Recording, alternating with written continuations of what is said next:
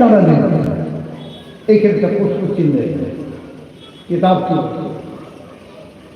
বলবো না? খালি কথা যদি বলেন এখানে আবার উঁচু করতে যে নামাজ ঘাড়ে পড়ে যাবে না তো? হ্যাঁ ভাইরা ভাইরা বোনেরা, কান খাড়া করে শুনুন। কিতাবের মধ্যে পাওয়া যায় আমার হায়াতুন নবী, নূর নবী, আমার নবী, আল্লাহর এত বড় ভালোবাসার নবী।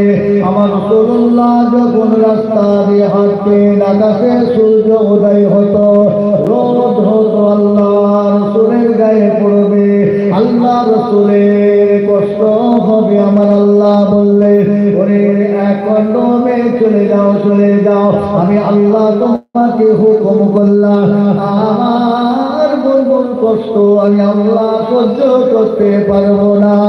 আমার নবী রাস্তা দিয়ে হাঁটতে লেগেছে, যত দূর হেঁটে যাবে সাঁতার মতন মেয়ে তুমি আমার নবীকে ছায়া করে নিয়ে চলে যাও।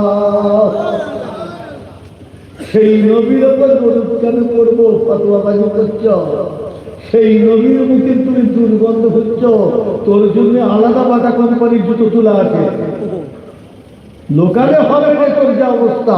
কথা ঠিক না বেঠিক? তবে আগেই বলেছি, মৌলানা হোক, পীর সাহেব হোক, ইমাম হোক, হাফেজ হোক, মুফতি হোক, হাজি হোক, নামাজি হোক, যেই হোক না পরিচয়, যে আগে দেখবেন আমার রাসূলের সমালোচনা করছে, আমার রাসূলের ভুল ধরছে, আমার রাসূলের সম্বন্ধে বিয়াদবি করছে, সে গুনাহগার নয়, সে বেঈমান, গুনাহগার। রাসূলের সঙ্গে বিয়াদবি করে যদি ইমানদার হওয়া যেত, রাসূলের সঙ্গে বিয়াদবি করে গুনাহগার হয়ে হলো ইমানদার যদি হতো, তাহলে আবু জেহেল, আবু লাহাব, উতবা সাইবা তাও ইমানদার হয়ে যেত। কথা বুঝলেন না? হাত দিয়েছে কোথা, হাত দিয়েছে কোথা? আল্লাহর নবী। প্রশ্ন হলো, এখানে রাসূল পাক নিজের কাজে বেরিয়ে গেছিলেন, দাঁড়ালেন কেন? আহা,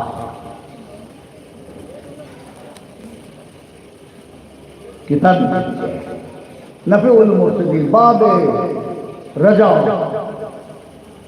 অধ্যায়টা খুললে পাবে। আহা, রাসূল দাঁড়ালেন কেন?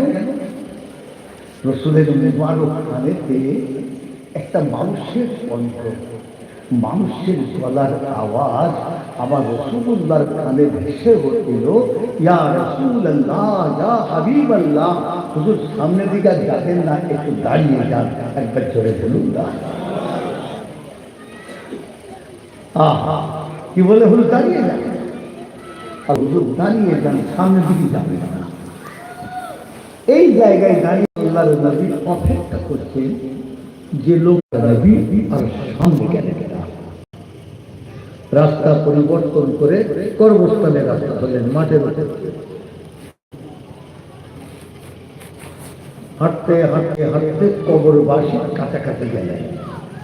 সেই কবরবাসীর কাছে গিয়ে আল্লাহর নবী, এই এত দামের দূরত্ব, আল্লাহর নবী বলেন, বাবা তুমি আমাকে দেখেছো?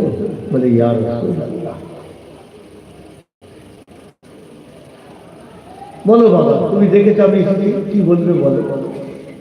তখন সেই কবরবাসী হচ্ছে, হুজুর আজ একটু সামনের দিকে আসেন না। আল্লাহ নবী আবার দুপা তার দিকে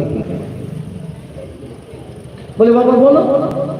বলে, হুজুর আর একটু আসি।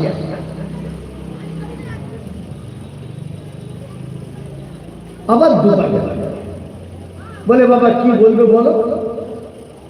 বললে, হুজুর আর একটু আসে। আল্লাহ রাসূল একটা তম্বি করে, রাস্তা থেকে তুমি আমাকে ডাকতে ডাকতে তোমার এই কবরের দুহাত দূরে দাঁড় করিয়ে কি কেন ডাকলে তোমাকে বারবার জিজ্ঞেস করছি, আর তুমি বলছো এগিয়ে শোনা, এগিয়ে শোনা, এগিয়ে শোনা। এই কথাটা যখন আল্লাহ রাসূল হাঁকা মেরে বলে, লোকটা